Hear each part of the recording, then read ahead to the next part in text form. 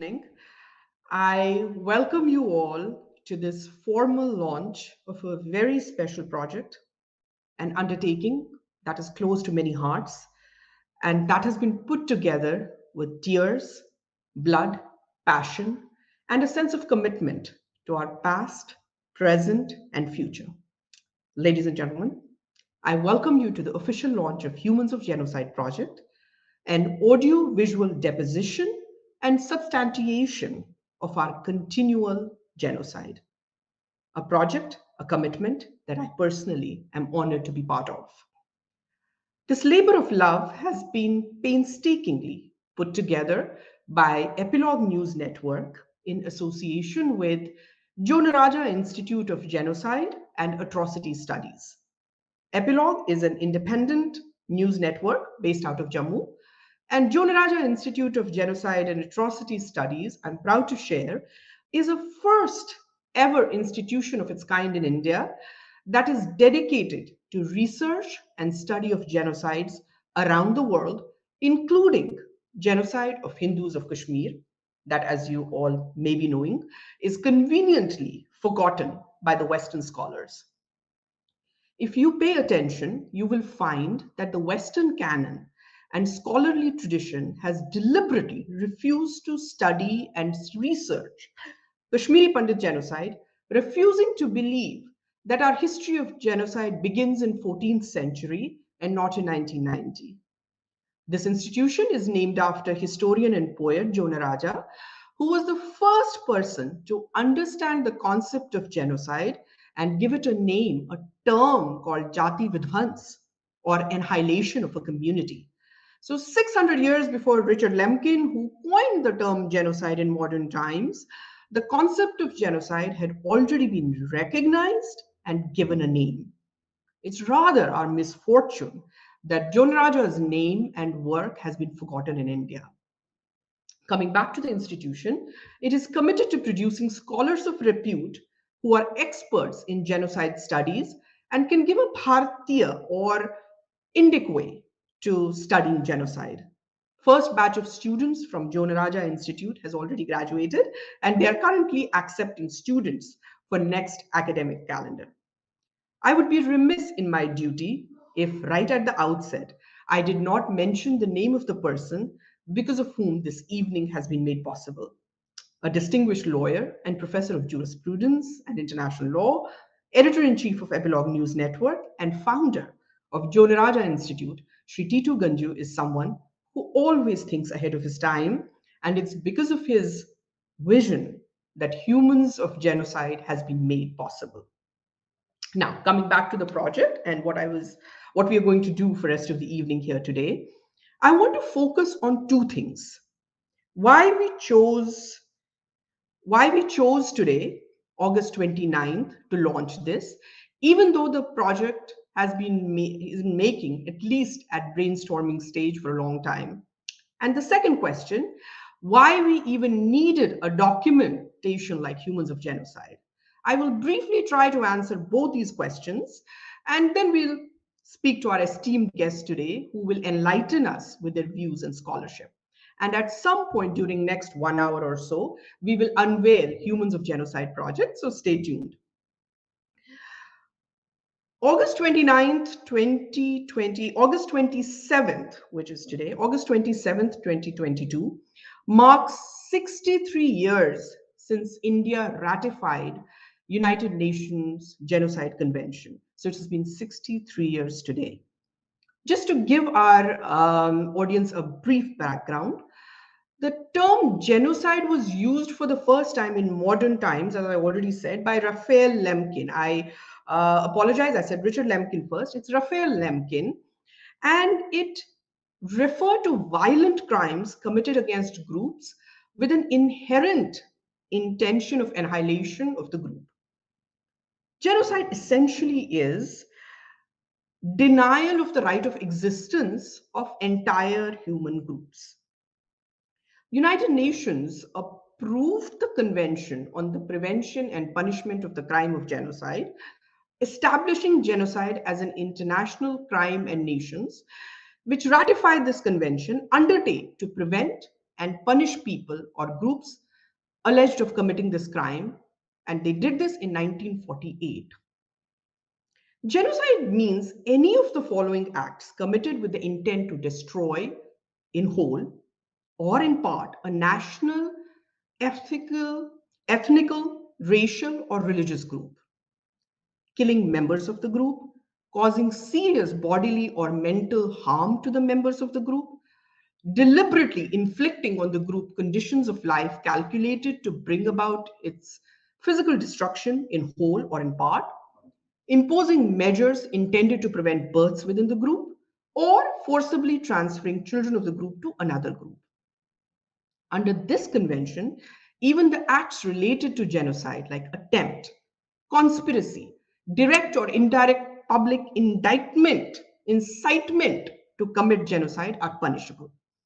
This convention provides no immunity to public officials, which is important, or constitutionally responsible rulers, along with private individuals.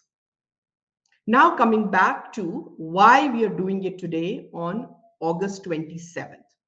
Genocide has not been defined by any law in India, even though India ratified the convention more than 5 decades ago. India has a constitutional obligation under Article 51 to foster respect for international law and treaty obligations, and therefore it is mandatory for Parliament to enact any law pertaining to implement any treaty, agreement, or convention. The reasonable step, of course, is that between ratification and implementation in the domestic structure of the state, there shouldn't be much time lapse. However, as we have seen, 5 decades have already passed, and India has taken no such steps pertaining to genocide under its international and constitutional obligation, even though we do have the legislative structures to choose from. The provision of Indian Penal Code, including the procedural law, provide effective penalties for persons guilty of crime and genocide, and this is what Indian government has been saying. Indian state rather has been past governments have been saying that the provisions of Indian Penal Code and Criminal Procedural Code are enough to give penalties for persons guilty of crime of genocide and take cognizance of the acts which may be otherwise taken to be the nature of genocides. However, we have seen in the past, and we are continuing to see this even in the present, that these laws are not fit to deal with the crimes committed by large gathering of people or mass crimes. Mass crimes are committed or intended to be committed against large masses of people identified on ethnic, religious, social, linguistic, cultural, geographical grounds. The incidents of mass crime, even now, are not being investigated properly due to poor and insignificant laws that are related to genocide, because we don't have those laws. Genocide has not even been defined even after acknowledging it as an international crime. Therefore, today, this evening, we feel that it's important to put out that there's an urgent need to enact relevant laws for genocide instead of relying on old colonial laws like IPC and CRPC, as we know and we are seeing every day that they are failing. Even the recommendations by the committees that have in the past to prosecute government officers does not ensure sanction, usually from both governments, from state government and central government, and it takes so much time. Therefore, and because we don't have laws, there is not much that can be done. Therefore, India must realize its obligations under the 1948 Convention and enact relevant provisions, and this can involve bodies like Ministry of External Affairs or Law Commission or whatever. We have the legal, the entire system to do it. But what needs to happen at the moment is that the myth that the current laws are sufficient and capable of dealing with genocide in India, that needs to be debunked. And I hope in the next hour or so, we are able to debunk this notion that current laws are sufficient and capable of dealing with genocide. The second part of my question was, why do we need a project like Humans of Genocide? Why indeed? After all, these days we do hear the word genocide used quite often and quite liberally and many times incorrectly. There is a difference between murders, mass murders, brutalities, totalitarianism, war crimes, ethnic cleansing.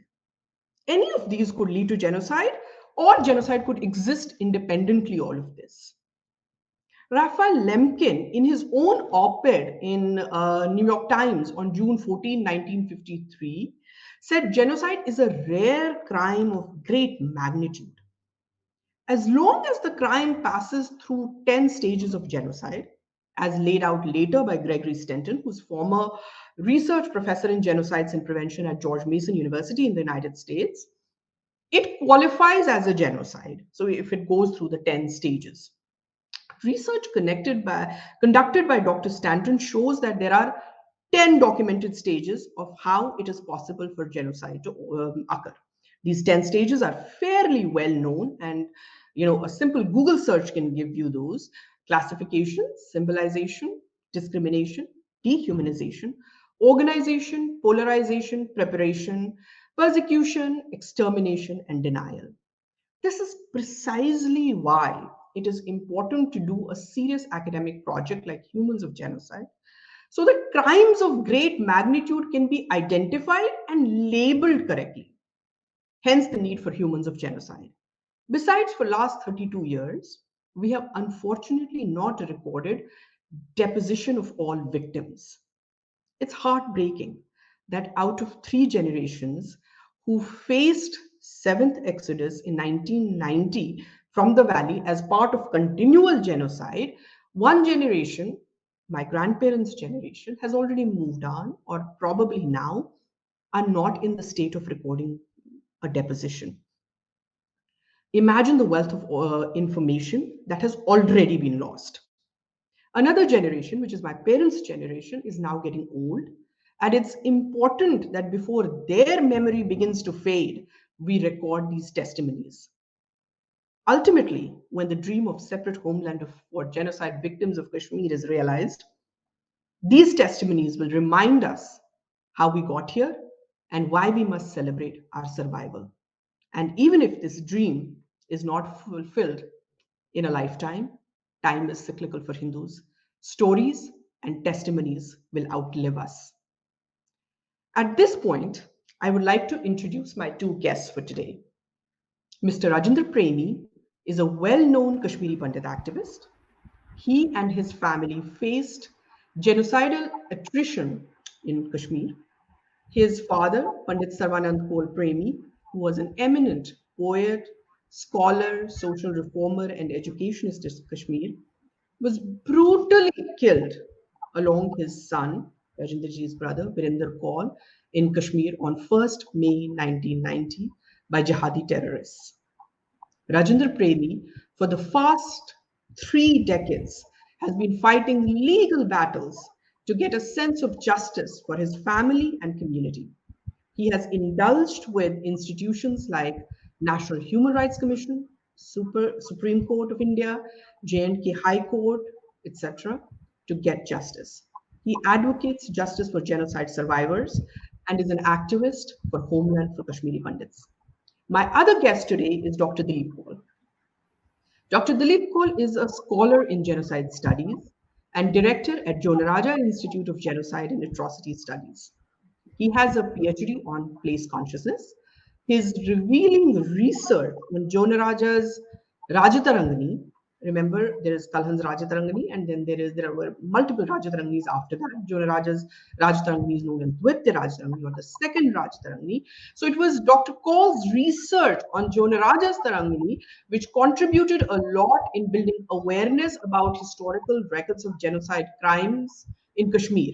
In the beginning, when I said that Jonaraja should be considered the father of genocide studies, it was only because of Dr. Dileep Kaul's research and his articles that I have read that I was able to come to that conclusion. So his work is seminal. Besides being an activist, he has contributed in the field of literature through his poems and articles and translations. Now, I would like to start this evening by asking a question to Dr. Dileep Kaul. Dr. Kaul, my question to you is, there is a lot of confusion, and a lot of people think it is because of the UN's definition. If we go by the dictionary definition, then genocide is fairly easy to define. But a lot of people say that it is the United Nations definition that has complicated the situation. So, how, as a genocide scholar, how do you define genocide, and how have various scholars understood it, and what should people know about genocide in today's times? Over to you, Dr. Kaul, sir. Thank you, Sunanda. The basic thing is that the United Nations definition is very technical in nature, and it, of course, complicates the situation. That we cannot clearly come to any conclusions that what exactly the genocide is. For example, in Kashmir, we have faced, for the last 600 years, we are facing continual genocides. And we get jihadis from different parts of the world. We get Shias in form of Shams Iraqi. We get Pathans from Afghanistan. We get Mughals, all committing genocide, all having the same intent of exterminating the infidels. But the world is still not acknowledging, still not understanding that this is really the genocide, because intent is consistent. Different Muslim communities have come to Kashmir, and they have come with the same intention of exterminating the infidels. So I personally go by the definition of our predecessor, Jaunaraj, Pandit Jaunaraj. He has defined genocide 600 years back. In verse 375 of his Rajender says, Marudbhirva vrikshanam shalinam shalabhairiva Kashmir deshacharanam dhvanso athiyavane krita. That means that like a storm that uproots trees, so roots are out, destruction of roots. And like locusts devastating a rice crop, Yavanas, the Muslims, devastated the lived life of Kashmir. The word is Deshachar. That means the life at a place, the lived life at a place. So like a storm that uproots the trees, so there's root out, and the locusts attack the branches. They attack the branches. They eat the grain, and the grain is on the branches. So this is root and branch destruction. So actually, and root and branch destruction, when a storm comes with full intensity, it has got the intent to uproot everything. When locusts come, the locusts have got the intent. So this definition is poetic in nature, but it incorporates a lot. It incorporates the intent. It incorporates the place, which is important, because a tree is placed. Locusts invade a plant at a place. So a place, the roots are uprooted from a place, and the branches are destroyed at a place. So the root and branch destruction, Jaunaraj says that root and branch destruction of the deshachar, kisi desh ke achar ka, the total lived life of a place, the root and branch destruction is genocide. This is the most elaborate and intense definition that he has given 600 years back.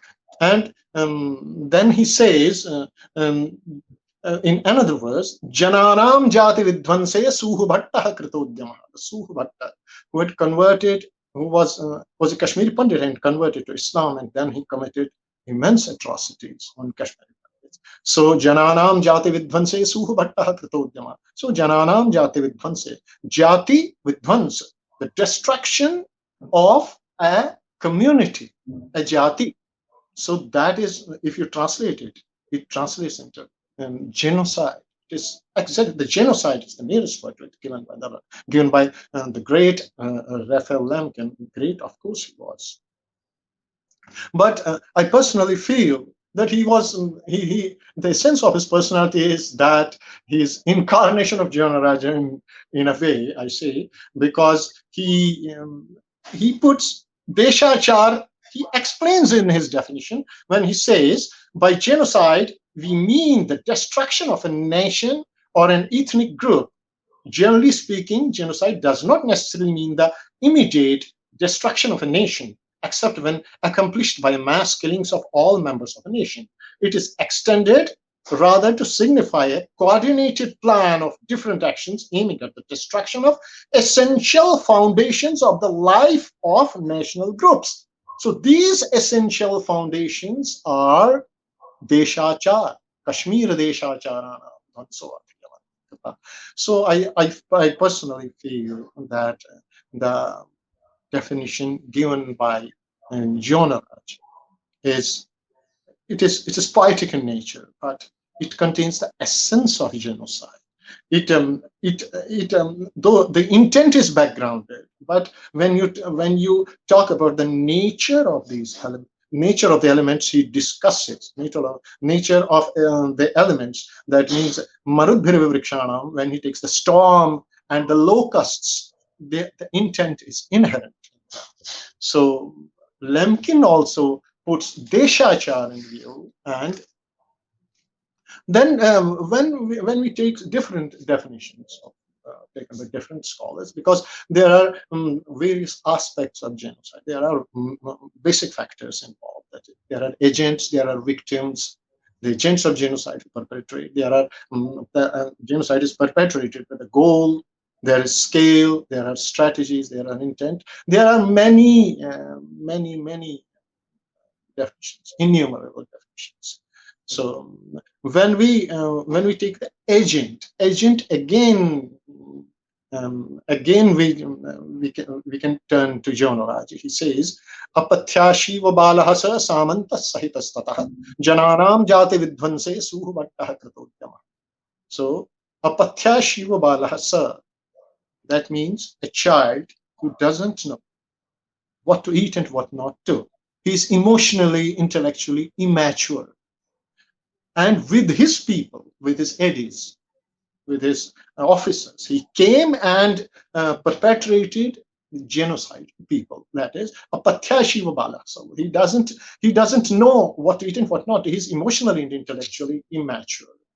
So modern day genocide scholars, we can take their views. They also say that the perpetrator, when they go for perpetrator studies, they say that the perpetrator is emotionally and intellectually immature. So this analysis Giorno Raja has already done. So he was that's why he's the father of genocide studies. Okay. So an agent is clarified here: one who performs, one who perpetrates genocide. He is emotionally and intellectually immature. That is why he perpetrates genocide. And then we turn to the Armenian, the scholar of Armenian origin, Vahakan Dadrian. Vahakan Dadrian says that genocide is the successful attempt by a dominant group vested with formal authority and or with preponderant access to the overall resources or power to reduce by coercion or lethal violence the number of a minority group whose ultimate extermination is held desirable and useful, and whose respective vulnerability is a major factor contributing to the decision for genocide. So here, the Adrian lays emphasis on the dominant group as the agent of genocide. So a group has to be dominant to act as the agent of genocide.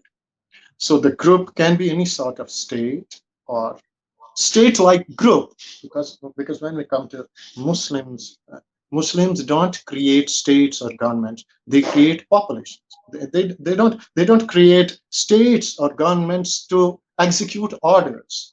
They create populations that compel the state to follow their orders, that at least attempt to compel. So there's a group of people also, state-like group of people that perpetrates genocide. So this is a very important aspect of genocide, which is because United Nations Convention is very technical in nature, and it has gone almost stagnant over the years. But we have to understand genocide with all clarity. We have of course to turn to various scholars, and in the various aspects they have emphasized and underlined in their definitions. So we come to victims now, the victim-based definitions.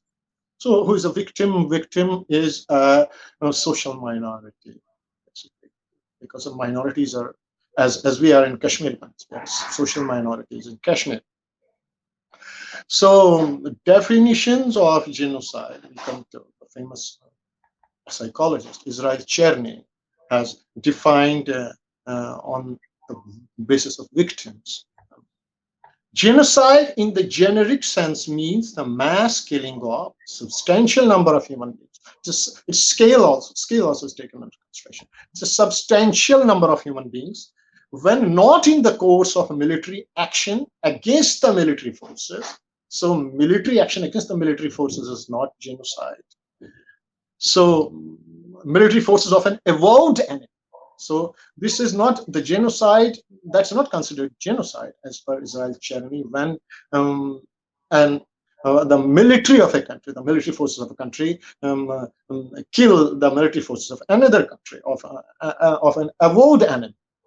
So this is what is important, is that Israel Cherny underlines afterwards, is that this mass killing is executed under conditions of essential defenselessness of the victim. So defenselessness of the victim is essential here. Okay. So you can say that you can see that everywhere where genocide has been. It is. Dr. Kaul, this is very important what you have laid out, the definitions of genocide. And before I go to Mr. Premi in a bit, I want to ask you a very important question. In case of Kashmiri Pandit genocide, even the victims have not been able to call themselves genocide survivors, or they've not been able to call what has happened to us as genocide, simply because there has not been enough understanding of the term genocide. And also, a lot of terms have been forced on us.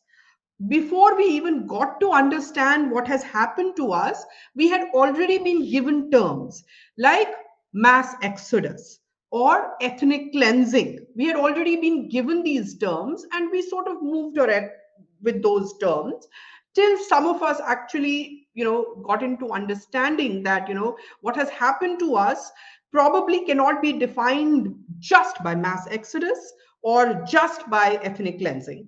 So I want to ask you a very quick question because I have to go to Mr. Premi pretty soon. Please give me an understanding of what is the difference between ethnic cleansing and genocide, and why is what we have gone through a genocide and not merely ethnic cleansing? So ethnic cleansing is what the term in itself suggests, that you cleanse an area. It's geographical in nature. You cleanse an area of a particular ethnicity. हम एक area को एक specific community cleanse करते हैं. So there is not intent to destroy behind it. You just deport them. When you look at Armenian genocide, it began with ethnic cleansing. That ethnic cleansing ultimately turned into genocide because the intent to kill was there. So if something is something is begun as ethnic cleansing, because the intent to destroy is not the intent to destroy the whole community is not there. Yeah. That is ethnic cleansing. When we turn to Kashmir, in Kashmir, there has been a distinct and clear intent to destroy. That हम कुफ्र के तूफान से टकरा के रहेंगे. There was one song from Pakistan. हम कुफ्र के तूफान, गम क्या है अगर खून के दरिया जो बहेंगे. There was such a kind of song. So intent to destroy had always been. Yeah. So you think that the fact that ethnic cleansing, this term was given to us, because I don't think any of us came up with the ethnic cleansing. It seems to me that it was adopted. So this was done to just undermine genocide. Do you think that's what happened when the term yes, ethnic cleansing was adopted? because when there is genocide, there is responsibility of the state. Correct. So the state was trying to escape the responsibility. So this ethnic cleansing was introduced because it is not a punishable crime under international law. Yes. So there is no responsibility of the state. So state escaped responsibility through the term. So that is again, that amounts to denial. Right. Exactly. Thank you so much for that. I'll come back to you, Dr. Kaul. Please stay with us. I want to go to Rajender ji now. Rajender ji, your story, I don't think there is any Kashmiri Pandit who has not been moved and who has not considered your father, Dr. Sunanda Premi, as their member of their own family. And his loss is probably one of the moments of this genocide that is so chilling, that it is impossible for me to even recount it. I know you have fought a very long battle, and it's heartbreaking. You have gone through many heartbreaking moments. I know it is very difficult in a short period of time. What you have lived for last 32 years. It's not even fair to ask you to summarize it in a few minutes. But still, for the benefit of our audience today, for the benefit of those who are really not well versed with what you have done. And I know you've been going on mainstream media, but where is the time ever on mainstream media to give the whole story? So, in short, if you could just tell me about your journey as a survivor of genocide, of your father and your brother were brutally killed, and what was your journey after that to get justice? Because now what we are talking, what I was talking, and what Dr. Kaul were talking, we were talking academic stuff. But you have actually lived through it. For you, it's a lived reality of finding justice. So I want you to give our audience a brief, think of how you've gone through this. Over to you, Rajender ji. Thank you, Sunanda ji. Thank you, Dileep ji. And thank you, organizers, for having me on this show. This is really an excellent attempt to showcase our genocide. मैं हिंदी में बोलना चाहूंगा. Please बताइए, please Hindi में बात करिए. ये जो हमारे साथ में ये जो त्रासदी हुई है, ये जो जेनोसाइड हुआ है, इसकी दुनिया भर में अगर हम मिसाल कहीं पे ढूंढने निकलेंगे तो शायद ही कोई मिसाल मिलेगी. और आप इंटेंट की बात कर रहे थे, एल टेक ए सेकेंड. ये नेशनल ह्यूमन राइट्स कमीशन का जजमेंट मेरे पास है, मैं पढ़ रहा था आज दिन में. तो इंटेंट जो आप कह रहे थे, तो primary intent of the killers has been to try to achieve the secession of the state and it is possible annexation by Pakistan. This has been the principal purpose and objective of insurgency of terrorism. In fact, we have been given many tags. Ethnic cleansing, wo, ye, then migrants. What nonsense, what rubbish. This is all humbug. This is all humbug. आज के दिन में अगर हमें चाहिए तो genocide के ऊपर एक लॉ होना चाहिए.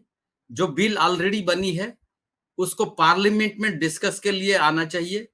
और to tackle the menace of terrorism anywhere, आज हम इसके शिकार हैं, आज और भी कौमें इसकी शिकार हैं, लेकिन कल मालूम नहीं कौन कौन सी कौमें, कौन कौन से नस्ल इसके शिकार हो सकते हैं. तो हिंदुस्तान में, भारतवर्ष में इसको टैकल करने के लिए और फर्मली टैकल करने के लिए एक जिनोसाइड लॉ होना चाहिए।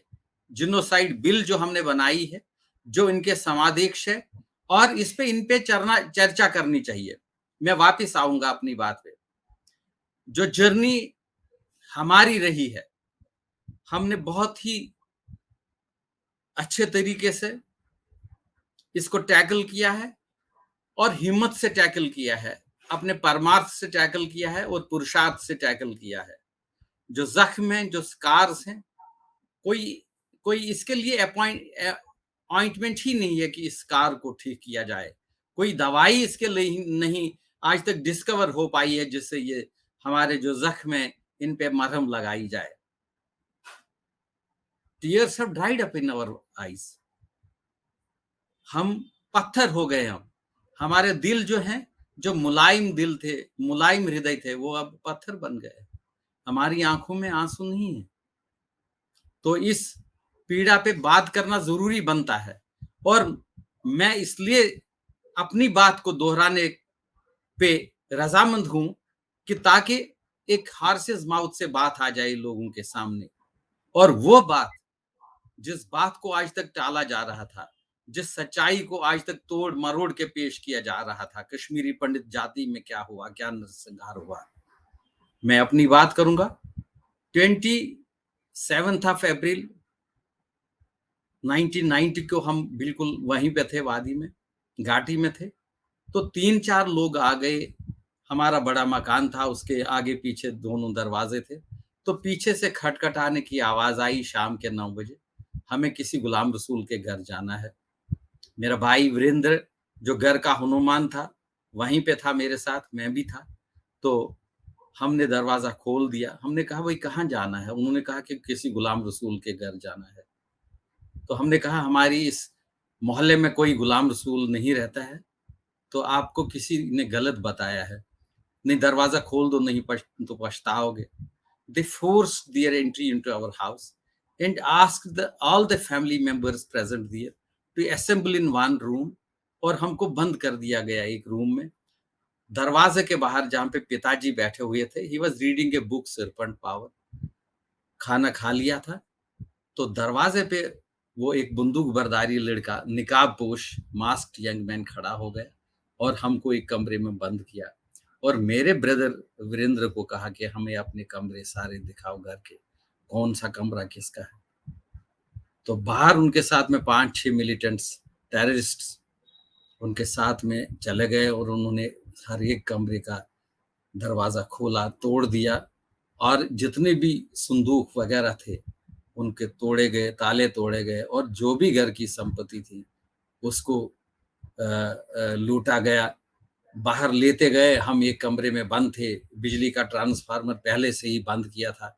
This whole was being done, executed under a planned programme. ऐसा नहीं था कि कोई ये आ गया और ये नहीं, this was a planned programme. तो which we could not smell. हमें इसकी कोई बू नहीं आई, इसकी कोई हमें वो देयर वाज नो इंडिकेशन, क्योंकि 2 दिन पहले ही हमारे घर में ईद की टी पार्टी पे मेरे फादर ने सब लोगों को बुलाया था। हमारा एक ही पंडित परिवार रहता था इस सारी मुसलमान की आबादी में। तो 2 दिन पहले ही हमने उनको बुलाया था और उन्होंने आश्वासन दिया था, कुरान की कसम, मोहम्मद की कसम, खाने काबा की कसम, आपका कोई बाल बांका नहीं कर सकता। और 2 दिन के बाद में ये हुआ। उन लोगों ने सारी संपत्ति जो थी, घर की सारी जायदाद थी, including cash, jewellery, precious clothing, even books and manuscripts, old books, Sharda manuscripts, other books, papers being looted away, plundered, they raped our that library। और लास्ट पे कहते हैं ये जो नकदी मिल गई उनको, ज्वेलरी मिल गई उनको, एक बैग में पैक किया और जो कीमती कपड़े थे और बाकी कीमती सामान था वो एक एम्प्टीड बीफ केस में उन्होंने भर दिया। And asked my father to carry this bag outside, क्योंकि वहां पे हमारा उनका कमांडर है, उसको ये दिखाना है कि साहब इनके घर में और कोई चीज नहीं मिली, बस ये चीजें मिली हैं, बहुत कीमती बहुमूल्य चीजें, ये आप ही बाहर तक पकड़ा लीजिए और वापस आएंगे हम। और मेरी माता जी ने इंटरवीन किया कि बेटे क्यों ऐसा क्यों कर रही हो, क्यों इनको ले जा रहे हो। तो दूसरा मिलिटेंट ही appeared at the scene saying कि कुछ सवाल पूछने हैं पंडित साहब से। मास्टर जी मेरे फादर को कहते थे, मास्टर जी को, क्योंकि ये हमारी स्ट्रगल में आज तक यहीं पे आप रह रहे हो। और इन्होंने अभी कटाक्ष नहीं किया, कहते हैं ये अपने बच्चे हैं, मेरे पढ़ाए हुए बच्चे हैं, मेरे जिगर के टुकड़े हैं, लेकिन इनको बहकाया गया है। और हमने 47 से आज तक ये काफी बार देखा है। और इनफैक्ट पिछले 600 साल से 700 साल से हम ये देखते ही आ रहे हैं। तो इसमें कोई नई बात नहीं है, आज भी ये चल रहा है। और लड़कों ने कुरान की कसम, मोहम्मद की कसम, खाने काबा की कसम, हज की कसम, नमाज की कसम, ज़कात की कसम, जितने भी थे उन सब दिखाए और हमने विश्वास किया। और इसी बीच में ये जो मिलिटेंट था, ये जो बुक्स प्लंडर कर रहा था, ये हमारी लाइब्रेरी थी दूसरे मकान में भी, उसको भी इन्होंने they looted away everything from that library room also. We had a big huge library. तो यहाँ पे भी मेरे फादर के पास में अलमारियों में रैक्स में जो किताबें थी, उनमें एक कुरान शरीफ भी थी। तो ये लड़का जब उन पे झपट पड़ा तो मेरे फादर ने कहा, बेटे तहजीम से, आदर से, सत्कार से, ये तो कुरान शरीफ है। I was the live witness of this whole tragedy, this whole happening, this whole trail. मुझे याद आ रहा है कि उसने कैसे वो किताबें ली और कैसे उसने फेंक दी। और वो कुरान जब उसने बाहर लाया, उसको पढ़ा, उसको देखा, तो उसकी ज़बान से निकल पड़ा कि माशाअल्लाह ये तो कुरान ही है। तो वो बंद करके उसने रख दिया। जब उसने बंद करके रख दिया तब 5-6 मिनट में उन्होंने सारा कुछ बंद किया। And they asked my father and brother to accompany them. और मुझे लगता है अगर ये किताब उन्हें नहीं मिलती तो शायद वंदहामा मसकर की तरह, नादी मर्ग मसकर की तरह, संग्रामपुरा मसकर की तरह या छठी सिंहपुरा मसकर की तरह शायद ये हम सब फैमिली को बूंद डालते, ताकि सुबह इनकी अर्थी उठाने वाला कोई नहीं हो, पानी पिलाने वाला कोई नहीं होगा और रिपोर्ट करने वाला भी कोई नहीं होगा। तो ये इनका इंटेंट था। ये जिनोसाइड नहीं है तो और क्या है। अब इनको ले गए झांसा दे करके, झूठे वादे दे करके, झूठे कसमें, खाने काबा की कसम, मोहम्मद की कसम, हज की कसम, नमाज की कसम। और उन्होंने ये भी कहा कि हमें मालूम है कि मास्टर जी यहाँ आस्थाने पे होते हैं, यहाँ किसी दरगाह पे होते हैं, मंदिर में होते हैं, दिन में बाहर जाते हैं, लोगों को समझाते बुझाते हैं, कोई बाल बांका नहीं होगा। फाइनली एक सवाल पूछूंगी आपसे, जिसके बाद आप मुझे बताना कि आपकी जर्नी कैसी रही है कि ये जस्टिस लेने के लिए, and how justice has eluded you as we know till this point. मैं ये जानना चाहती हूँ आपसे कि मास्टर जी को खत्म क्यों करना चाहते थे, जो हम इससे ये जेनोसाइड एस्टैब्लिश होगा कि वो क्यों चाहते थे कि मास्टर जी ने तो किसी का कुछ बिगाड़ा नहीं था। वो कहते थे कि मेरे जिगर के टुकड़े हैं, मेरे कलेजे के टुकड़े हैं। आखिरकार मैंने पढ़ाया हुआ है, सारे इलाके में उनकी बहुत इज्जत थी, बहुत ही he was so popular। क्या इंटेंशन रही होगी? मुझे लगता है कि शायद एक सेनर आवाज, एक अच्छी आवाज, जो एक अच्छे टीचर जो उनको अच्छे रास्ते पे लाने की कोशिश करते थे पहले से ही, शुरू से ही। और अच्छा कुरान में जो उनका अच्छा था, अभी भी मुझे याद आ रहा है कि कैसे वो कहते थे, लकुम दीनकुम वलिय दीन, अपने अपने धर्म का पालन करो, अपने अपने धर्म की रक्षा करो, इज्जत करो। और वो कहते थे, अब मुझे याद नहीं आ रहा, लेकिन ये 2-3 चीजें मुझे याद आती हैं। तो मुझे लगता है अपने रास्ते में जो उनका था वो मेरे ख्याल से Pakistan was the main focus, Pakistan was the main target. उन्होंने तो ब्रेन वॉश करके इनको सारा खराब कर दिया था। और उनको लगता था कि हमारे इस रास्ते में he is an impediment in our road, the road which was leading to Pakistan, the road which was leading to terrorism। और वो कहते थे कि इससे क्या मिलेगा आपको। वो इनसे पूछ रहे थे, मुझे समझाओ।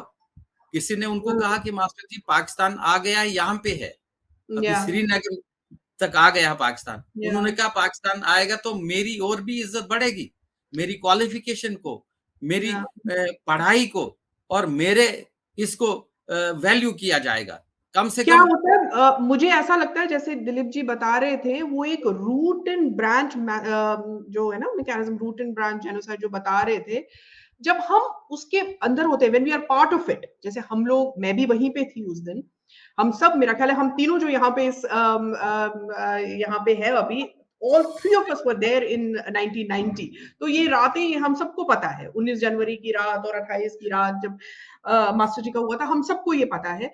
तो मेरा ख्याल है रूटेड ब्रांच जो खत्म करना था, जब हम थे उसके बीच में, when we were going through this, हमें ये समझ नहीं आया कि वो ब्रांचेस रूट्स खत्म करना चाहते थे। तो एक हिसाब से मास्टर जी को खत्म करना was also कि रूट्स को खत्म करें, रूट्स तक जाना चाहते थे। बिल्कुल पार्ट ऑफ जेनोसाइड।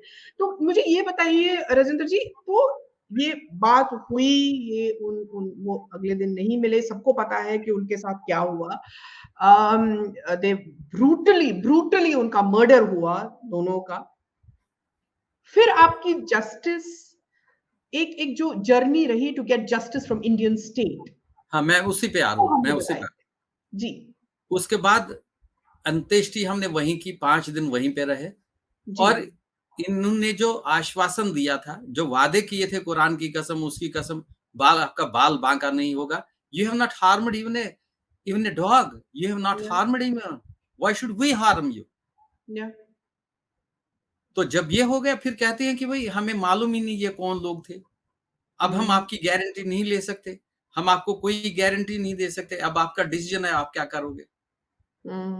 तो we decided to pack up because they wanted to kill us, the whole family. तो उसके 2 दिन बाद जब अंत्येष्टि हुई वहां पे, because my father had written in a testament that I should be wherever I die, because this is the ultimate truth of the life. जाति से होती और मृत्यु हमेशा बताते, और उन्होंने हमें तैयार भी किया था। अब जब ये होगी तो उन्होंने कहा कि अब यहीं पे माय मदर सेड कि let us perform the last rites here. तो वो करने के बाद फिर वो फूल वूल वगैरह, then we packed up and came to Jammu. और इसी इन 5-6 दिन के बीच में सारी ब्यूरोक्रेसी हमारे घर पे आ गई। इवन गवर्नर साहब उन दिनों जगमोहन थे, उन्होंने भी through divisional commissioner, through chief secretary, through DIG, through DG police, through SSP, some of them are still living although they have retired, and they told me कि अब हम आपके लिए ये करेंगे, वो करेंगे, ये करेंगे, वो करेंगे, but you should not report it anywhere, you should not tell outside। इस पे वो ज्यादा जोर देते रहे, और मुझे आज तक वो फेसेस याद हैं किसने क्या बताया। मेरी मेमोरी सारी लॉस्ट हो गई है, लेकिन ये मेमोरी मुझे अब तक याद है, कैसे झूठे वादे दे करके, कैसे झांसा दे करके, कैसे झूठ, फिरे, मकार, धोखाबाजी से काम लिया उन्होंने। Then we packed up। इसलिए my younger brother who was already in Delhi serving, इससे 2 साल पहले उसकी नौकरी लगी थी यहाँ पे दिल्ली में, he was here जी। उसको he was not allowed to participate in the last rites, shame on them ji. and the family was more shocked on this। When we came to know that he was not being allowed to come and participate in at least the last rites. Who did not allow? Who did not allow him? Who did not allow him? This was the government, perhaps. This was the government of that time. और उसके बाद हम जब जम्मू आ गए तो 10वें, 11वें और 12वें दिन के लिए we went to Haridwar, and my younger brother joined us there only in Haridwar. He was not allowed। Then my mother said हमारा यहाँ पे रहने का क्या फायदा है, तो कम से कम अपने बेटे के साथ रहे। And that was the reason we shifted to Delhi, otherwise there was no fun। और we connected with the government कि आपने ये कहा, आपने वो कहा, nothing doing, कोई जूं तक नहीं रहेंगी। अरे यार ये तो इतने लोगों के साथ में हुआ, वो हुआ। इनफैक्ट जब मैं लोगों को देखता था जम्मू में, वो 5-6 दिन हम जम्मू में रहे, तो मैं इतना शॉक्ड था, कहने की बात नहीं। I can't tell you, I can't express. Hanuman तो नहीं बन सकता ना। और उसके बाद जब दिल्ली आ गए दिल्ली में जब इन्होंने सब लोगों ने सुना, many people came to our house, जब उन्होंने सुना तो काफी सहानुभूति, वर्बल ह्यूज लिप सिंपैथी इतना जबरदस्त, मैं आपको क्या बताऊं सुनंदा जी, बट प्रैक्टिकली जीरो। तो ये हाल चलता रहा। अब उनके जो एसआरओ थे, अब उनकी जो गवर्नमेंट ऑर्डर्स थे, तो हम पे ही अप्लाई नहीं हो रहे थे। आज भी जितनी भी सेंट्रल स्कीम्स हैं जो दिल्ली में रह रहे हैं, उन पे अप्लाई ही नहीं हो रही है। ये तो दूसरा मापदंड है। We have faced terrible denial, terrible discrimination and deprivation to the large extent, to the great extent. तो आप क्या चाहते हैं सरकार से? आज की डेट में आप क्या चाहते हैं सरकार से? मैं उसी पे आ रहा हूं। उसके बाद 93 में यहाँ पे नेशनल ह्यूमन राइट्स कमीशन का गठन हुआ। 94 I dropped an inland letter, जिसमें मैंने अपना सारा ये हाल लिखा, but it was from my mother because she was alive then. तो उन्होंने चिट्ठी लिखी। After a months duration we got an invite from National human rights Commission कि can you come here. We went there and मुझे अब तक याद है कि जस्टिस कांग, जस्टिस रंगानाथन आनंद और बीबी फातिमा थी वहां पे। तो व्हेन दे हर्ड मी, तो they all wept, they said भगवान ही बचाए, भगवान ही बचाए, भगवान ही बचाए। तो उसके बाद उन्होंने लिखा स्टेट सरकार को कि ये है हुआ, आप वो करो, आप ये करो, आप वो करो, तो कुछ भी नहीं हुआ। बाद में हमारी जो कम्युनिटी की फ्रंट लाइन ऑर्गेनाइजेशंस थी उन दिनों, उनका भी पिटिशन आया उसमें, तो सारे केसेस क्लब करके 99 में एक अच्छा सा जजमेंट आया, जिसमें से मैंने आपका ये एक पैराग्राफ पढ़ा। उसमें एक और पैराग्राफ मैं पढ़ना चाहूंगा, क्योंकि इसमें चीजें लिखी गई हैं। This has not been followed up. Government ने इसको नजरअंदाज कर दिया, इसको टाल दिया। 300,000 Kashmiri Pandits have had to leave the valley for reasons of terror unleashed on their homes, home state and conditions of insecurity that they experience as a result. तो ये इनका फाइंडिंग है इस जजमेंट में। और दूसरा भी है that killing and ethnic cleansing of Kashmiri Pandits, which is their terminology, must be seen with the deeper intent to secure secession of the state of Jammu and Kashmir. The crimes committed against Kashmiri Pandits are by any yardstick deserving of strongest condemnation. और एक paragraph है genocide के बारे में, क्योंकि हमारे यहाँ तो जिनोसाइड का लॉ ही नहीं है, जिनोसाइड का बिल ही नहीं है। इसलिए दोबारा से मैं अपनी मांग को दोहराता हूं कि एक ये जो बिल है उसको लाया जाना चाहिए। और कमीशन ने एक और फाइंडिंग की है इसमें, its empathy for the feeling and recommended establishment of a high level committee which includes a nominee of the state Kashmiri Pandits, a nominee of the commission, to go into the full range of practical problems being faced by Pandits, as the honorable commission proposes to continue to monitor developments in regard of Pandits on regular basis. लेकिन इस पे कोई follow action नहीं हुआ। मेरा एक सवाल है आपसे राजेंद्र जी, मेरा एक सवाल है, आपने कभी किसी कोर्ट मैंडेटेड कमिटी के सामने या किसी के सामने, किसी गवर्नमेंट ऑफिशियल के सामने आपने कभी अपनी टेस्टिमनी रिकॉर्ड की है? आपसे पूछा गया है कभी? जो आपने अपने हिसाब से खुद लिखा वो अलग बात है, पर आपने कभी रिकॉर्ड, कभी वो हुआ है आपके साथ कि किसी ने सुनी? बहुत बार हुआ। मैं वही बता रहा हूँ। ये नेशनल ह्यूमन राइट्स कमीशन के बाद इस पे जब कोई फॉलो अप नहीं हुआ, तो मैं नेशनल ह्यूमन राइट्स कमीशन में दोबारा से चला गया। तो उन्होंने कहा कि अगर आपका अपना स्पेसिफिक केस है, बिकॉज ऑन जिनोसाइड, जब जिनोसाइड पे हमारी हियरिंग चल रही थी, इन सारे पिटिशनों को जब क्लब किया गया था, तो उसमें मैं अपीयर हो गया और मेरे आर्गुमेंट पे 3 दिन लगे उन्हें समझने और सोचने में कि इसको कैसे हम एड्रेस करें। तो बाद में उनकी फाइंडिंग है, अगर आप चाहेंगी तो मैं पढ़ूंगा, लेकिन उसमें ज्यादा हमें समय लगेगा। तो उसमें भी कोई कुछ नहीं हुआ, बट दे हैव एस्टैब्लिश्ड ये कि इनके साथ में क्या क्या हुआ। उन्होंने कहा कि हम ये करेंगे, वी विल टेक तो अप विद द स्टेट। आपका कहने का मतलब जो मैं समझ पा रही हूँ कि इवन दो आपने इतनी जदोजहद की, आपने इतने दरवाजे खटखटाए, अभी अभी अभी नेशनल तो कमीशन शुरुआत ही आपका है। सुना भी ह्यूमन राइट्स में, but because India does not have a law, they don't know we what to don't do. Have a law. यहाँ पे यही नाकामी होती है इनकी, मतलब जब क्योंकि आप लॉ नहीं है। एक डेड एंड पे आप पहुंच गए हैं, तो बिल्कुल। एक डेड एंड है उस बिल्कुल, कि उसके आप बाद जहां उम्मीद, हाँ, जी उसके बाद उम्मीद की एक झलक निकली, किरण हम्म निकली, जब हम्म स्टेट गवर्नमेंट ने, जम्मू एंड हम्म कश्मीर सरकार ने अपना एक ह्यूमन राइट्स कमीशन का गठन किया।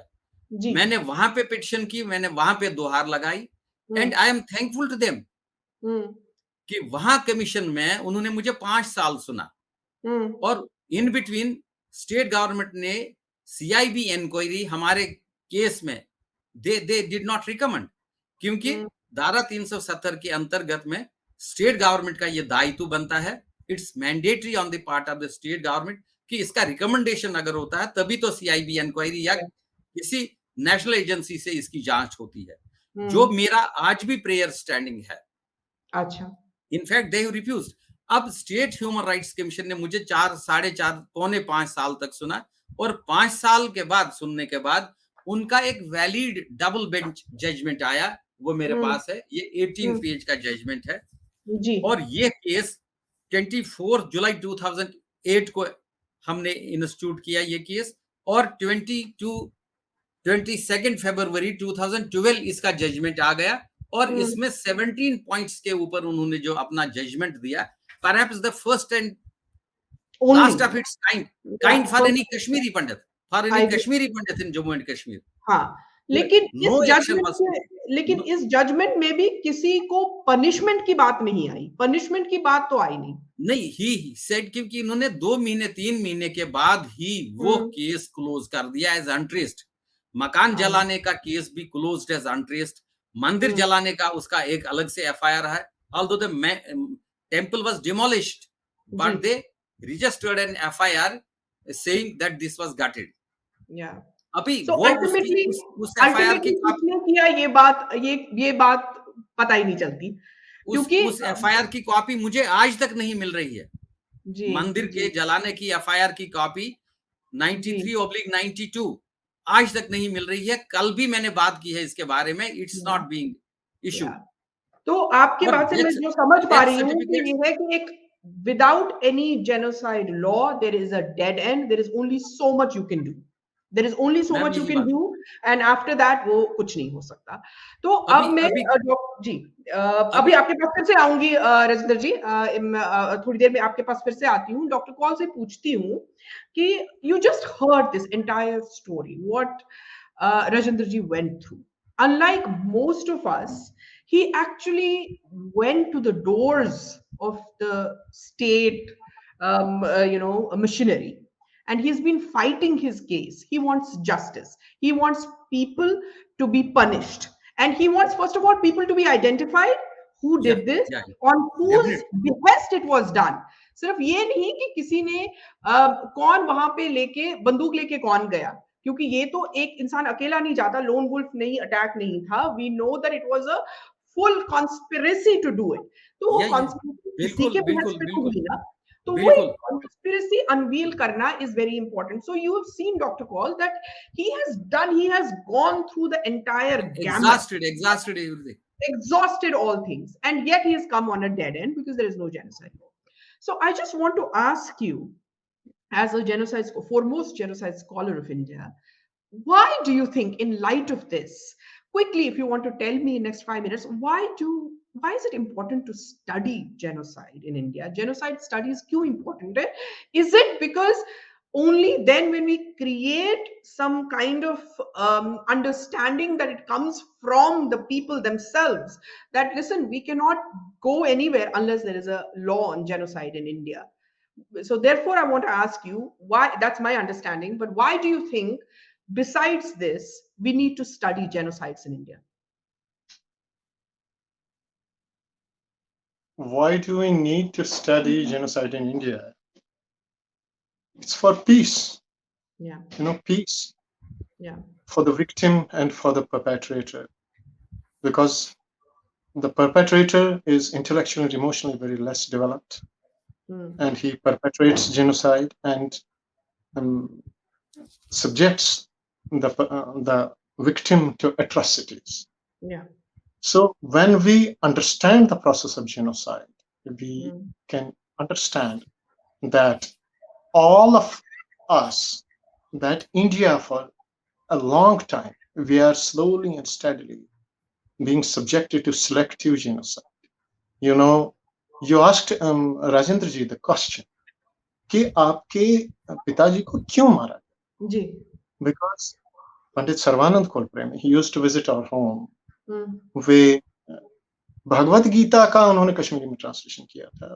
उस सिलसिले में हमारे पड़ोस में पंडित मोहन निराश रहते थे, उनके यहाँ बहुत सारे आते थे। तो ये जो है, ये जो सिचुएशन है, एक सिलेक्टिव, मैं as I see it was selective genocide.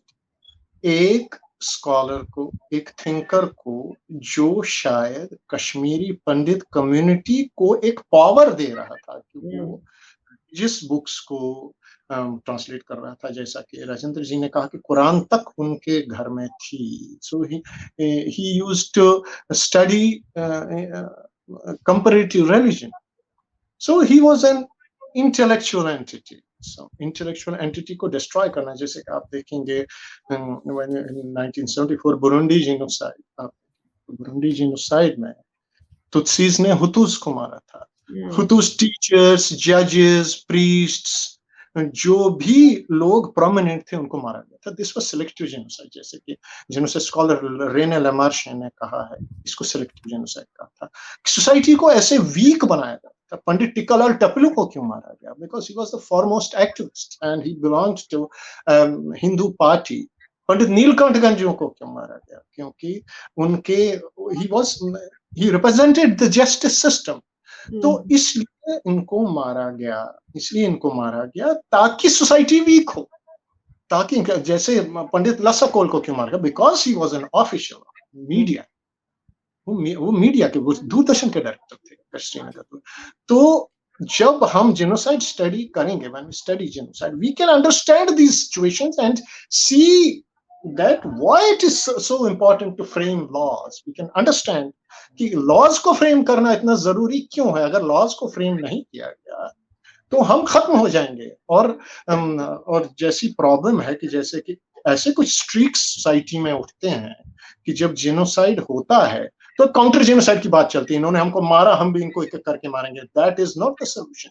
So through studying genocide we can understand, India needs to understand that counter genocide is not the solution, because counter genocide, as you see the Burundi genocide, Tutsis killed Hutus, and then 1994 Hutus killed Tutsis in Rwanda, and it is the massive incalculable genocide.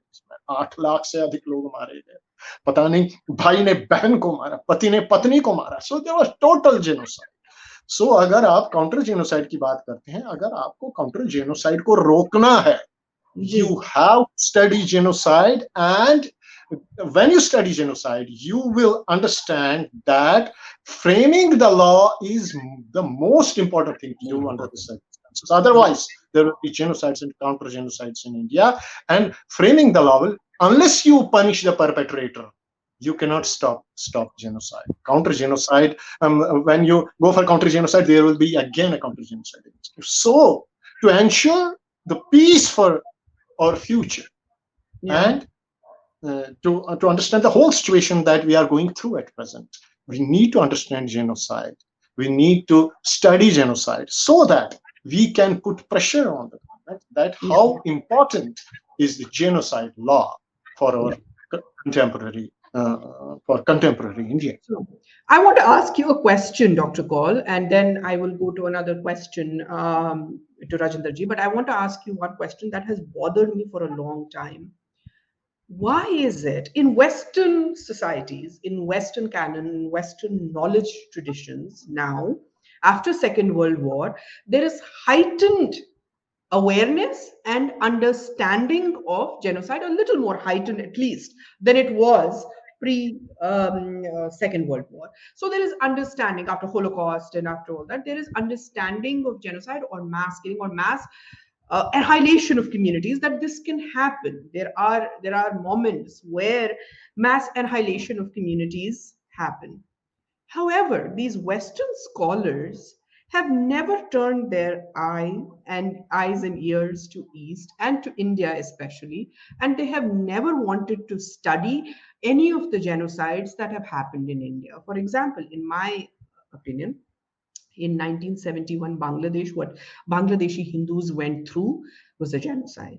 And I am no genocide scholar, I am no this thing, but this is under my understanding. Of course, what we went through and what our community went through is a genocide. So, and that is a continual, probably the only continual genocide in the world, I would say, Dr. Kaul, because there is no other genocide. At some point it finishes, but our genocide is the only continual, not continuous, continual genocide. So, why is it that the Western knowledge traditions and Western scholars don't want to study Hindu genocides? Simply, you answered, because they don't want to study Hindu tradition, and they don't want to study the tradition of genocide in India, because it has come as a tradition. So, because when they study it here, if they study it here, they will have to concentrate fully on this. So that will, because there are Holocaust scholars, Holocaust में बहुत काम हुआ है, तो उनका emphasis India की ओर shift हो जाएगी, emphasis India की ओर shift हो जाएगी. Then they have to study only India, and out of this, and in India only Kashmiri Pandits, because this is, as you have rightly said, that this is the unique case of continual genocide in the world, where different communities have come, different communities of Muslims have come with the same intent. So that way, what they have to do is that they have to do is that they have to take Muslims into consideration. And there are many Muslim countries in the world, and they don't want to spoil their relations with Muslims, because so it is the politics comes into it. Has been only by two communities. One is Christians, and the other is Muslims. So Christians hold the power in the world, and Muslims have their counter, and Muslims have their and they are another seat of power. So if you go to Inquisitions, there are they're atrocious. Go on Inquisition. I mean, it's not so, even what has happened. Study in India. They will have to study Christian perpetrators and Muslim perpetrators, and no Western country wants that. They didn't, and they still don't acknowledge Armenian genocide, because Turkey has done it. So they don't want to spoil their relations with Turkey. So what you are saying is that geopolitics comes in the way. Geopolitics. So it is, yes, of course. So it's geopolitics that prevents people from understanding, that stops any sense of justice. Because even in the studies, and as we all know, Western universities, Western liberal arts universities, it's a matter of politics. It's a matter of politics. They do not want to study any genocide that was perpetrated by Christians or Muslims, two major power centers in the world. I totally understand that. Rajinder ji, एक सवाल आपसे पूछना चाहूंगी. आपने इतना कुछ आपके साथ हुआ, आपको लगता है कि अगर एक अंडरस्टैंडिंग होती जेनोसाइड की, क्योंकि अब बहुत कम टाइम हुआ है, मैं तो इसके साथ बहुत लंबे समय से जुड़ी हुई हूँ, तो ऑलमोस्ट 15 साल पहले तो हमसे ये पूछा जाता था कि आप वहां से आए क्यों. सबसे पहले तो ये सवाल पूछा जाता था, ऐसा तो क्या हो गया कि आप वहां से आए. सो 15 साल पहले तक तो कोई अंडरस्टैंडिंग ही नहीं थी.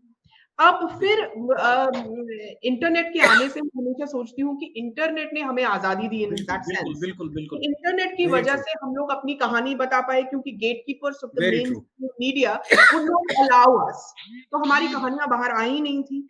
So it was only because of the internet that we were able to tell our stories. पर फिर भी 15 साल लगे यहाँ तक आने में कि एक जेनोसाइड अवेयरनेस, एक ये ऐसा प्रोग्राम होने तक के लिए भी इतने साल लगे बिकॉज जेनोसाइड अवेयरनेस नहीं थी। तो ऐसे जब ह्यूमंस ऑफ जेनोसाइड एक इनिशिएटिव लिया जाता है, आपको लगता है कि अगर 10 साल पहले ये होता, अगर 15 साल पहले एक ह्यूमंस ऑफ जेनोसाइड जैसा एक इनिशिएटिव होता, तो शायद आपकी जो लड़ाई थी ह्यूमन राइट्स कमीशन के साथ और उनके साथ, आपको शायद कुछ you would have probably found better results, पर अंडरस्टैंडिंग ही नहीं थी, कम्युनिटी में ही अंडरस्टैंडिंग नहीं थी जेनोसाइड्स की। Very true, So very that true, is why you just couldn't very true, yeah, very true. उन जी दिनों हम उनको रजिस्टर्ड पोस्ट द्वारा चिट्ठी लिखते थे। हम दिल्ली में थे, दे यूज्ड टू से कि साहब मिली नहीं, then we used to fax them letters, जी साहब फैक्स भी नहीं मिला, जी फिर स्पीड पोस्ट आ गया, हम स्पीड पोस्ट में लेटर भेजते थे, साहब नहीं मिल गया।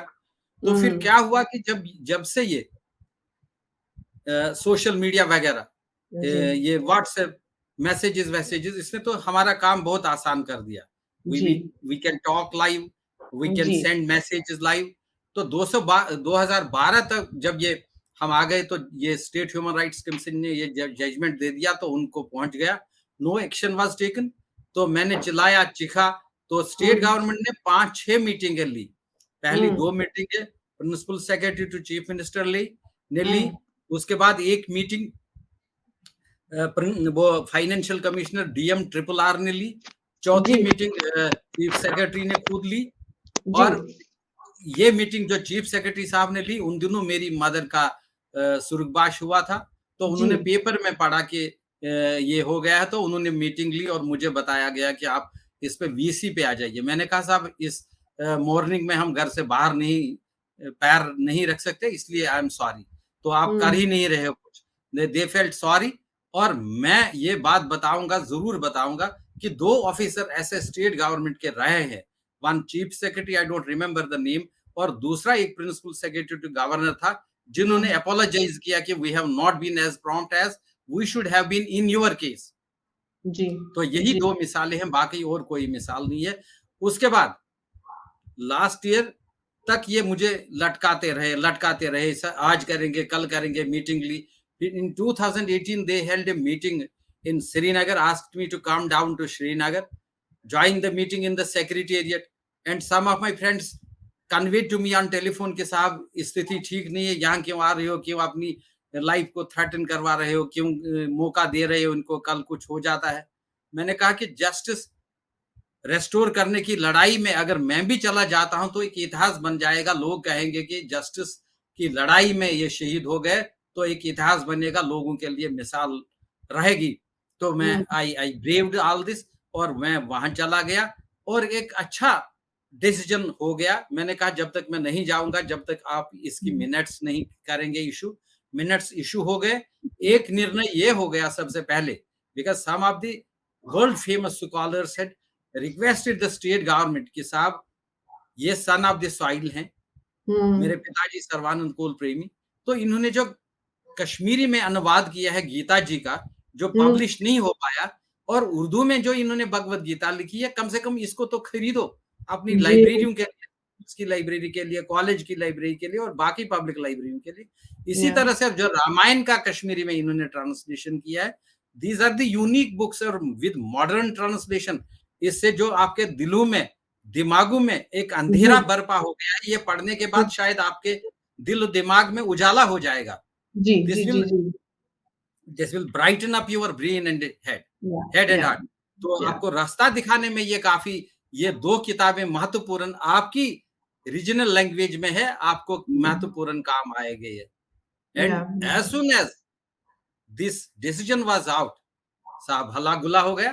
रात के अंधेरे में ही somebody put a tweet कि ये सब ये वो कर रहे हैं, यहाँ अब हिंदू मत ला रहे हैं, ये भगवाकरण कर रहे हैं, गीता कर रहे हैं, ये कर रहे हैं, रामायण कर रहे हैं। तो सुबह 10 बजे साहब मुझे I got a telephone from director general police, sorry this order has been withdrawn by the governor.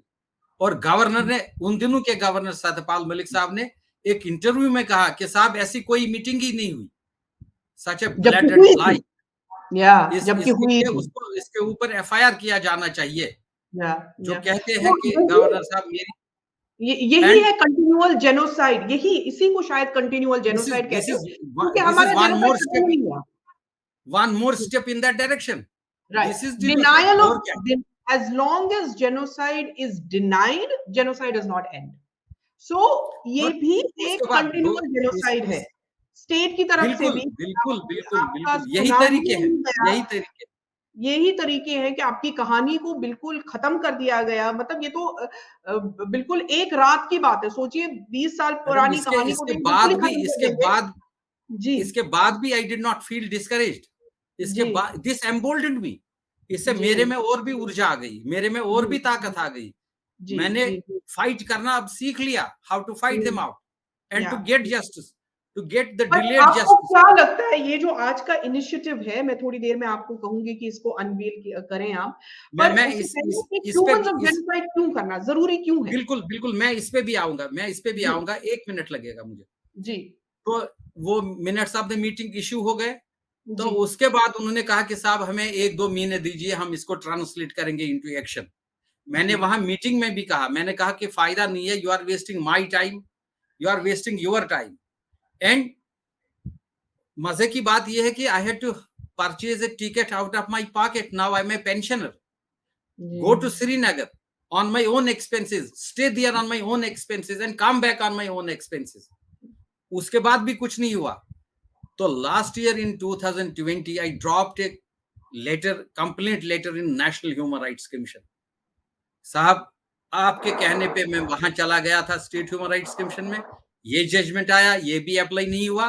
The government decisions in the taken in the high level meetings remain untranslated, वो फाइलों में रह गए। They have made big promises but nothing is coming out.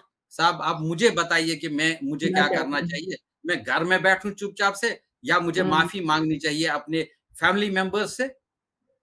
मैंने काफी तकलीफ दी है अपने, at the cost of my life, at the cost of everything. I was full time A fighter for this justice. लेकिन मुझे क्या मालूम था इसमें 32 साल लगेंगे। उसके बाद नेशनल ह्यूमन राइट्स कमीशन ने नाउ एक्शन किए, नाउ एक्शन लेटर्स उनको ऑर्डर किए। they were not bothered। और नेशनल ह्यूमन राइट्स कमीशन तंग आकर के उन्हें चीफ सेक्रेटरी को कंडीशनल समन इशू किया लास्ट ईयर मार्च में, पहला कि अगर आप ये 2 महीने में या तो रिपोर्ट करो, implementation report, action taken report, action proposed action taken to be report, वो भी देखो, तो हम आपको चीफ सेक्रेटरी को नहीं बुलाएंगे। लकीली आर्टिकल 370 वाज एब्रोगेटेड और उसमें उनका स्टेट ह्यूमन राइट्स कमीशन भी खत्म हो गया। अब नेशनल ह्यूमन राइट्स कमीशन के अंदर में ये सारा यूटी का सारा आ गया जी। And ministry of home issued a notification कि J&K यूनियन टेरिटरी और लद्दाख यूनियन टेरिटरी अब आपके जुरिस्डिक्शन में आ गई हैं, यू कैन गो अहेड। और इन्होंने ये भी रेफरेंस दिया, you will be surprised to know and my audience will also be shocked to know कि स्टेट सरकार ने ये लिखा कि इसमें लीगल कुछ पॉइंट्स हैं। National human rights commission has no jurisdiction on J&K। और उन्होंने कहा कि साहब आप कौन होते हो हमारे चीफ सेक्रेटरी को बुलाने में, यू आर नोबडी। तो दे वर एजिटेटेड, ये काफी एजिटेट हो गए। तो उन्होंने दूसरा ऑर्डर निकाला, if with in 21 days if you don't apply these 2 orders will be constant to take action against you। तो उस पे भी उन्होंने कोई एक्शन नहीं लिया। अब इन्होंने लास्ट पे chairman himself, he must have telephoned either or he must have put up a word to them कि साहब ये क्या कर रहे हो। तो उन्होंने एक लेटर लिखा कि साहब हमने ये किया इनके लिए, शर्म भी नहीं आती, काबा किस मुंह से जाओगे गालिब, शर्म तुमको नहीं आती, शर्म ही नहीं आती है स्टेट सरकार को कि हमने इन्हें ये किया, हमने इन्हें ये किया, हमने ये किया। भाई आपने स्पेशली हमारे लिए क्या किया? जो गवर्नमेंट ऑर्डर है वो तो सबके लिए अप्लाई होता है, जो गवर्नमेंट SRO है सबके लिए अप्लाई। अब हमारे में आपने अप्लाई किया तो कोई हम पे मिन्नत तो नहीं रखी, हम पे मिन्नत रखिए।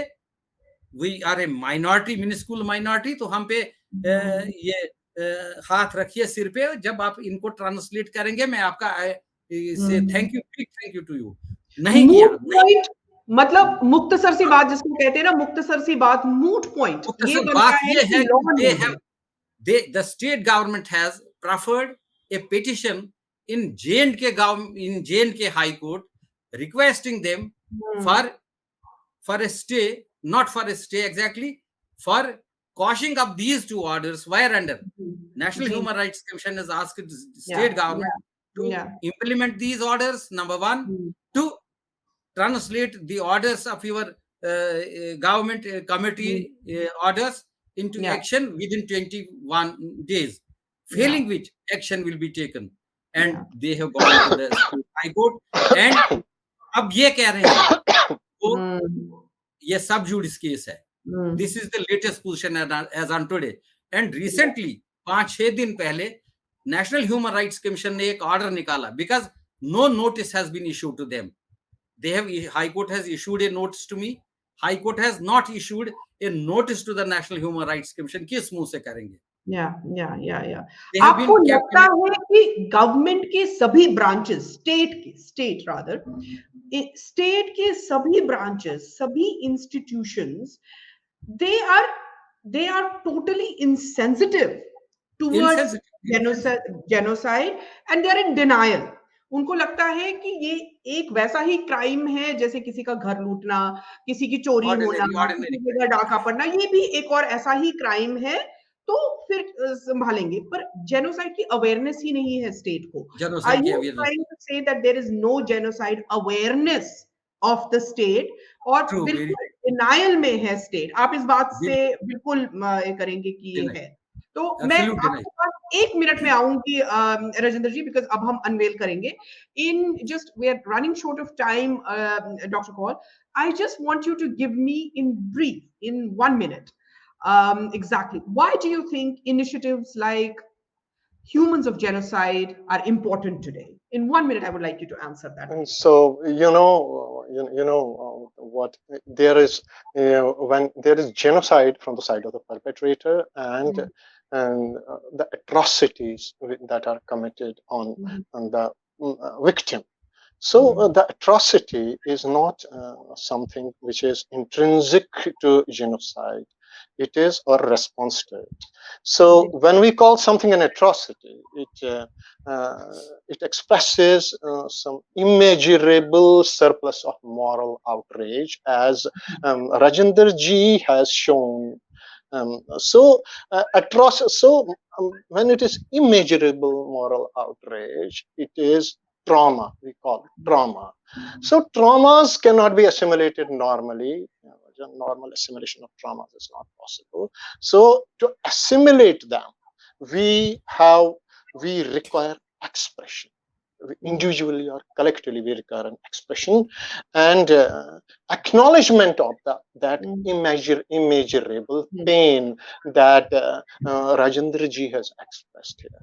So he has acknowledged that immeasurable pain. So the pain he has been living constantly turns into a perception when he expresses it. So a perception is manageable. So this initiative has got a healing power for the victims. It has got a resistance power. It tells the perpetrator that we are alive to tell the tale. So it is healing for the victim and resistance for the perpetrator. It is a resistance against genocide. Yeah. So that is a wonderful way to put it, that Humans of Genocide project is a resistance against genocide. I think that is a great point for me to move on, and it's a segue into the next segment. Rajinder ji, on behalf of the whole team of Humans of Genocide, this entire project, I would like you to request, and I would like you to announce, I would like to request you to announce the official launch of Humans of Genocide today. Over to you. We announce the official launch of Humans of Genocide. Thank you. Terrorist army की uniform में थे. अच्छा. तो बस में आए और सबको बोला नीचे उतर जाओ. But 89 mid मेरे को लगता है मई जून के बाद ऐसा हो गया कि नजरिया ही चेंज हो गया। वो दिन जब आया तो बस तो हम निकल गए। उस दिन हमारे मेरे भाई को मारा उन्होंने। उनकी कंडीशन क्या थी, मतलब उस टाइम टेंशन में थे, मतलब थोड़ा हो जाता है, फिर जब किसी का जवान बेटा मर जाए तो उसकी हालत क्या हो जाएगी माँ बाप की, ये सीधी बात है।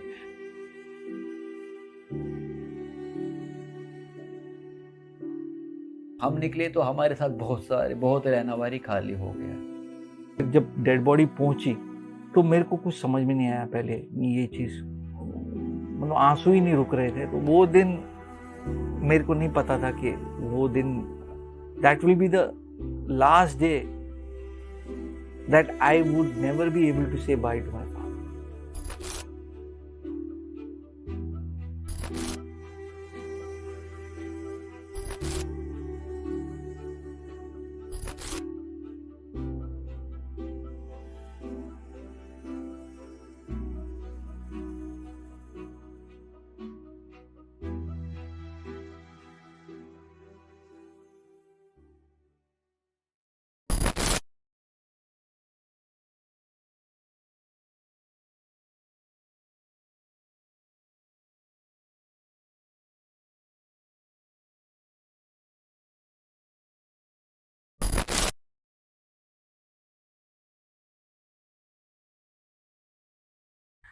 Terrorists are. It is very emotional to watch this.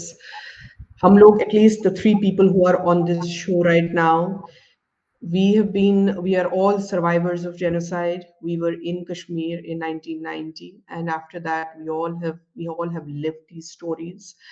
We all have gone through this trauma. Yet every time it is on the screen, it is extremely difficult to make peace with what has happened.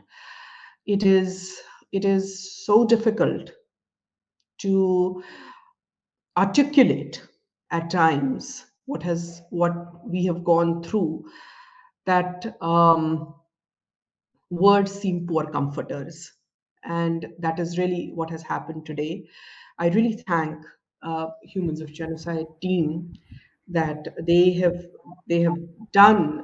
gotten together to do a project like this. And as Dileep ji was saying, expression is so important. Unless we don't express, that is the basic thing. You have to let the victim express, because if we don't, for years we didn't express. So if we didn't even express, where was the chance of getting any kind of justice or any kind of law, because we were not even expressing ourselves. So at least we've gotten to the point where we are expressing ourselves. Rajinder ji, इससे पहले कि ये video चला था, आप कुछ अपनी बात कह रहे थे, तो मैं आपको मौका देना चाहती हूँ कि आप अपनी बात पूरी करें। इसी बीच में 2006 में मैं ऑल इंडिया कश्मीरी समाज का सेक्रेटरी था जी। तो मुझे लगा, ये लड़ाई लड़ते हुए मुझे लगा कि शायद अब हमारे लिए एक ही रास्ता बचा है, वो जुडिशियल एक्टिविज्म का है। तो I spoke with my friends, मैंने अपने दोस्तों से, मित्रों से बात की, तो सब लोग यही कह रहे थे कि भाई हमारा जो स्ट्रगल फॉर सर्वाइवल है वो उसकी तरफ ध्यान देंगे या स्ट्रगल फॉर जस्टिस के लिए ध्यान दे देंगे। मैंने कहा दोनों चीजें पैरेलली चलेंगी। तो हमने mister MK Kaul agreed to my suggestion, तो हमने एक रिट पिटिशन फाइल किया सुप्रीम कोर्ट ऑफ इंडिया में, जिसका मैं भी एक पिटिशनर हूं और एक ऑल इंडिया कश्मीरी समाज है और एक दूसरी और एक संस्था है उसमें पिटिशनर जी। तो लास्ट ईयर 2 साल पहले सुप्रीम कोर्ट ने उसको ट्रांसफर किया on the request of the Jammu and Kashmir government की यहाँ ही पे हमारा सेक्रेटेरिएट भी है और यहाँ हमें दिक्कत आती है दिल्ली आने में, तो आप ये पिटिशन हमारा ट्रांसफर कर लीजिए वहां पे। तो this was on a small, this meek and weak request of government, this petition was so sensitive a case, it was transferred to J&K high court और 2016 से वहां पे ये पेंडिंग है। और एक दो बार में एक अच्छे 2 जजमेंट आए हैं, लेकिन सरकार टाइम ले रही है, टाइम मांग रही है, वो प्रॉपर्टी देने के लिए, लिस्ट देने के लिए, वो देने के लिए। अब मैं चाहता हूं हमारे ये आज की डेट में अब ये जो है इंटरनेट का जब से ये सिलसिला चला है, जब से सोशल मीडिया का ये चला है, आजकल 1 सेकंड लगता है बात करने में, तो हमारी रिक्वेस्ट रहेगी through this medium today, through this platform today, कि government of India should not waste any more time to establish a commission of inquiry on this genocide. Number one, which will look into the genesis of the problem, which led to the mass exodus and which led to the genocide of the entire community. सब घरों को नष्ट किया गया है, मंदिरों को जलाया गया है, प्रॉपर्टियां हड़प हो गई हैं, हमारा वहां पे कोई नहीं है। अभी कल की बात मैं सुन रहा हूं कि 160 कनाल किसी एडवोकेट ने हड़प कर लिए हैं। If that is a fact, government of India is more powerful today in Jammu and Kashmir. They should take cognizance of all these things, and they should waste no time in giving all these cases of murder to the NIA. आजकल इन मेरे case में तो जब मैंने 2002 में किया था कि आप CIB को दे दीजिए, CIB से मोर पावरफुल आजकल इनके पास में एजेंसियां हैं।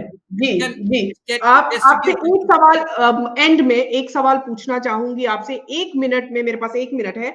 आप मुझे बताइए कि एक जेनोसाइड सर्वाइवर के लिए आपको आज जो ये रिकॉग्निशन मिल रही है ह्यूमंस ऑफ जेनोसाइड एक इस प्रोजेक्ट से, ये आपके लिए कितनी जरूरी है? ये रिकॉग्निशन जो इतने सालों बाद आई है because of humans of genocide, कि आपकी बात को इस प्लेटफॉर्म पे हम रख रहे हैं और हम बता रहे हैं कि कहानी तो सबने बहुत सुनी, पर आज तक ये किसी ने नहीं कहा कि you have reached a dead and. इस जुडिशियल एक्टिविज्म का भी डेड एंड है जब तक जेनोसाइड की अवेयरनेस ना हो और जेनोसाइड का लॉ ना हो। तो ये अपने आप में एक बहुत एक यूनिक प्लेटफॉर्म है।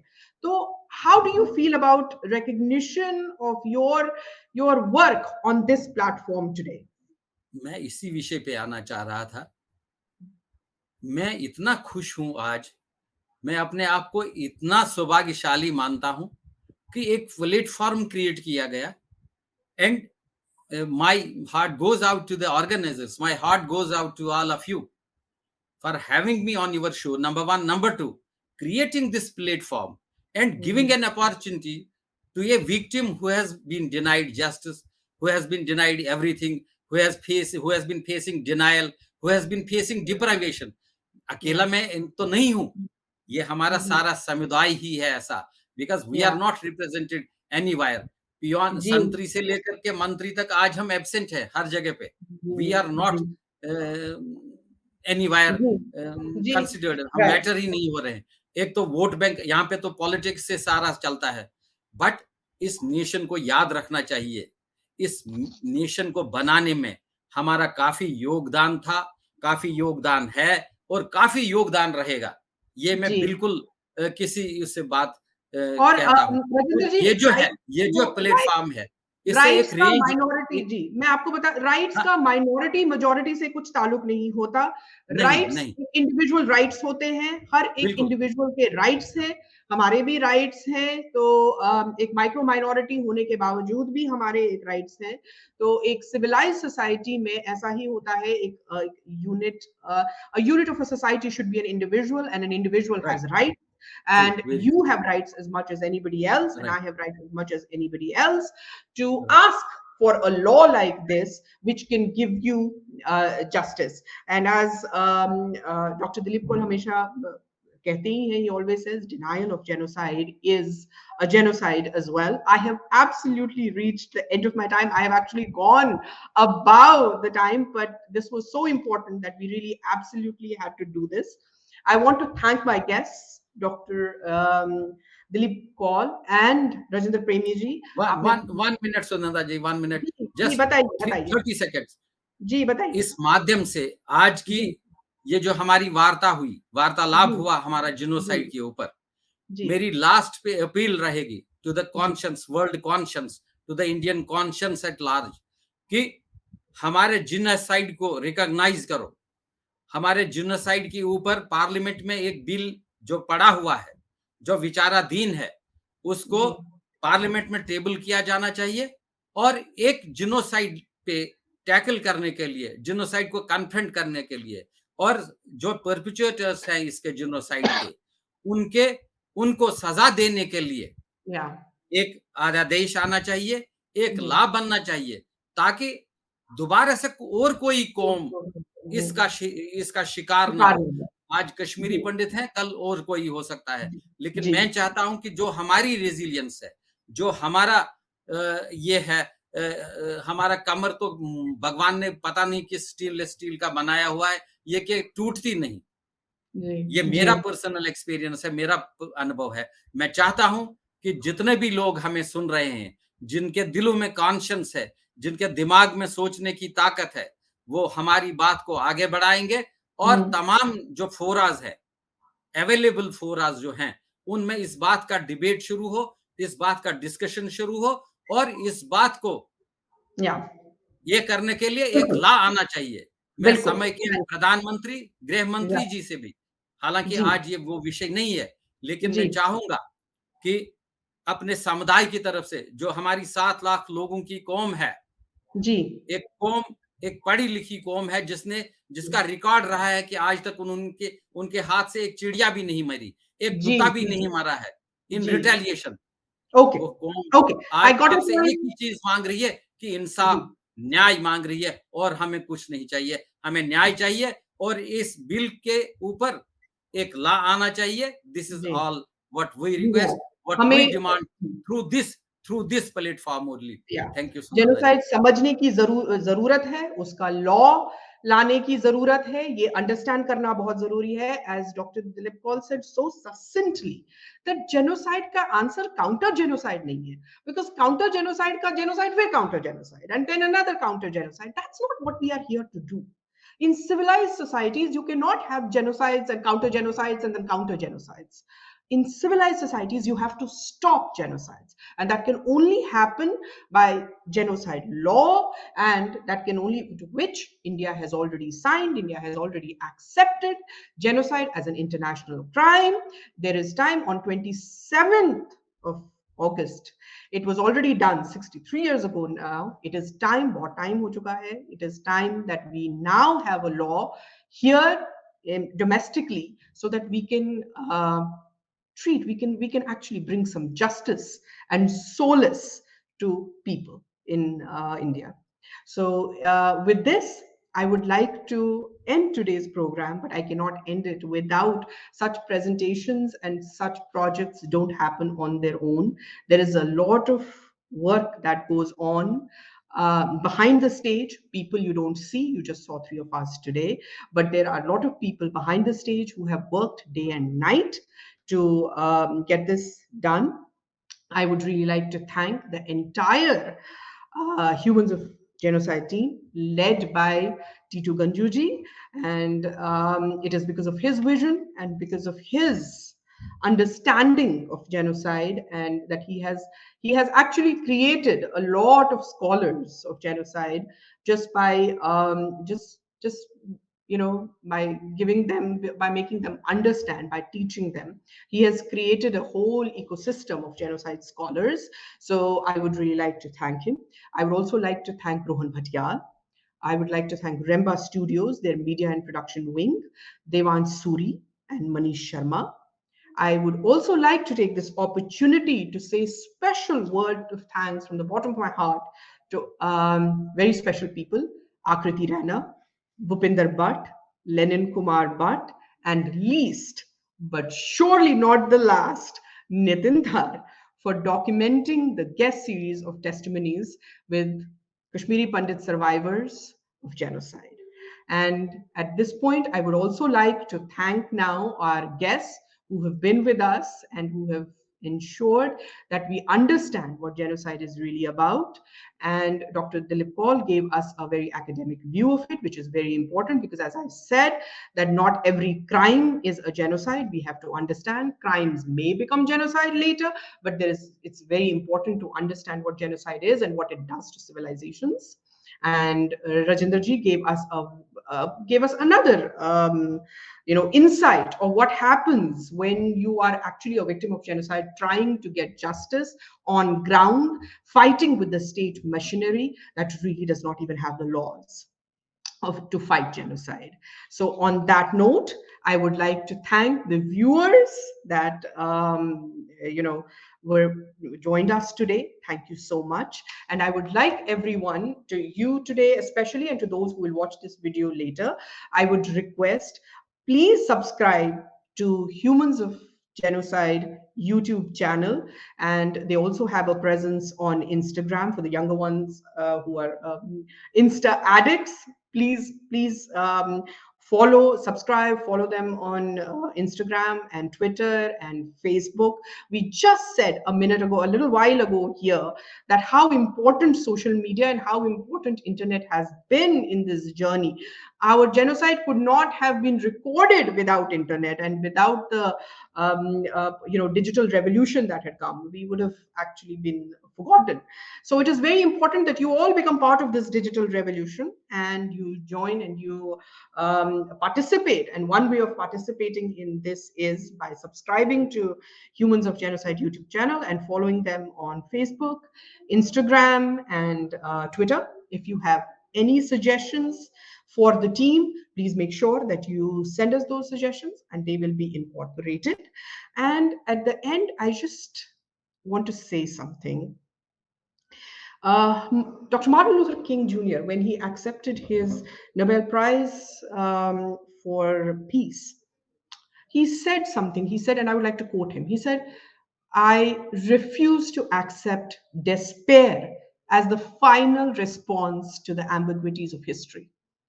Quoting him, I would like to say, in the same vein, I would like to say, we refuse to accept despair as the final response of our historical wrongs.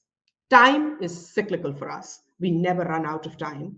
We may run out of our lives, but we will never run out of time. If not us, our future generations will see that peace and dharma is restored. We just have to ensure this baton is passed on to them. And Humans of Genocide is nothing but a baton that will be passed from generation to generation. And once we do achieve our aim of homeland, our own homeland, for the victims of genocide, these testimonies will remind us how we got there. Thank you for joining us today. And thank you. This is Sunanda Vashisht signing off. Thank you.